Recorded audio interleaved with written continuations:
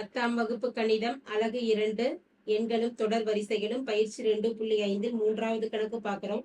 கீழே கொடுக்கப்பட்டுள்ள பொது உறுப்புகளை உடைய கூட்டுத்தொடர் வரிசைகளின் முதல் உறுப்பு மற்றும் பொது வித்தியாசம் காண்க. கேள்வியில நமக்கு 2 சப்டிவிஷன்ஸ் கொடுக்கப்பட்டு இருக்கு. முதல் சப்டிவிஷன்ல tn ஈக்குவல் டு -3 + 2n கொடுக்கப்பட்டிருக்கு. இதுல முதல் உறுப்பு அப்படிங்கிறத நம்ம t1ன்னு குறிப்பிடுவோம். பொது வித்தியாசம் அப்படிங்கிறத t2 - t1 நம்ம கணக்கிட்டோம்னா பொது வித்தியாசம் d அப்படிங்கிறது நமக்கு தெரிஞ்சிடும். அப்ப இதுல இருந்து t1ம் t2வும் நம்ம ஃபர்ஸ்ட் கணக்கிட்டுலாம். t1னா nக்கு பதிலா இந்த சமன்பாடு, அதாவது இந்த tnல 1ன்னு கொடுக்கலாம். 2 பெருக்கல் 1. அப்ப -3 + 2ஓட மதிப்பானது -1. அடுத்து t2 -3 + 2 பெருக்கல் nக்கு பதிலாக 2 -3 + 2 பெருக்கல் 2 4 மதிப்பானது 1.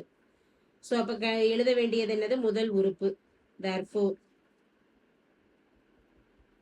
முதல் உறுப்பு ஏன்னு குறிப்பிடுவோம். ஏங்கிறது t1 -1. அடுத்து பொது வித்தியாசம்.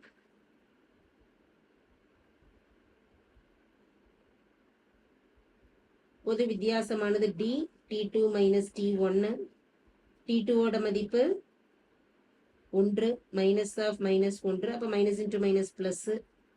d ஈக்குவல் டு மதிப்பானது 2. பொது வித்தியாசம் எழுதிட்டோம்.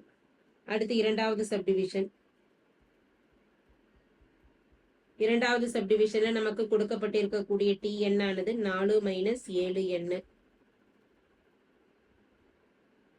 t1 t2 கணக்கிடலாம். 4 - 7 பெருக்கல் 1.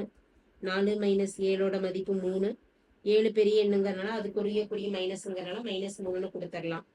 t2ஓட மதிப்பு 4 - 7 பெருக்கல் என்னோட மதிப்பு 2. 4 7 பெருக்கல் 2 14 -14. 4 - 14ஓட மதிப்பு 10. பெரிய எண் 14ங்கிறனால அதுக்குரிய மைனஸ் கொடுத்துட்டோம்னா அப்ப -10 மதிப்பு.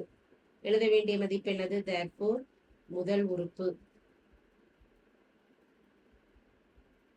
a equal to t1 equal to -3. அடுத்து பொது வித்தியாசம்.